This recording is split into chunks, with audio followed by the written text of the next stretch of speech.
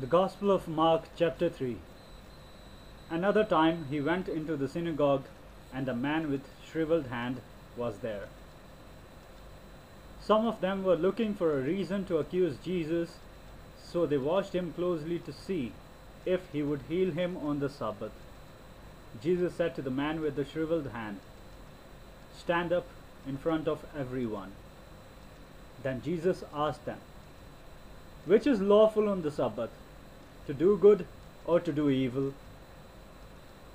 to save life or to kill?" But they remained silent. He looked around at them in anger and, deeply distressed at their stubborn hearts, said to the man, "Stretch out your hand."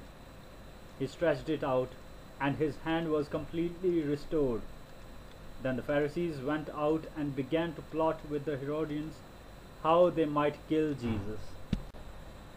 Jesus withdrew with his disciples to the lake, and a large crowd from Galilee followed. When they heard all he was doing, many people came to him from Judea, Jerusalem, Idumea, and the regions across the Jordan and around Tyre and Sidon. Because of the crowd, he told his disciples to have a small boat ready for him, to keep the people from crowding him. For he had healed many, so that those with diseases were pushing forward to touch him. Whenever the evil spirits saw him, they fell down before him and cried out, "You are the Son of God." But he gave them strict orders not to tell who he was. Jesus went up on a mountainside and called to him those he wanted, and they came to him.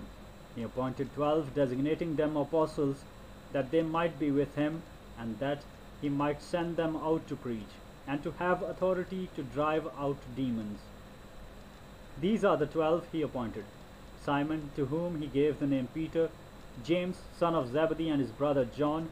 To them he gave the name Boanerges, which means sons of thunder; Andrew, Philip, Bartholomew, Matthew, Thomas, James, son of Alphaeus, Thaddeus, Simon the Zealot, and Judas Iscariot, who betrayed him. Then Jesus entered a house, and again a crowd gathered, so that he and his disciples were not even able to eat. When his family heard about this, they went to take charge of him, for they said, "He is out of his mind." And the teachers of the law who came down from Jerusalem said, "He is possessed by Beelzebub, by the prince of demons he is driving out demons." So Jesus called them and spoke to them in parables. "How can Satan drive out Satan? If a kingdom is divided against itself, that kingdom cannot stand. If a house is divided against itself, that house cannot stand. And if Satan opposes himself and is divided, he cannot stand.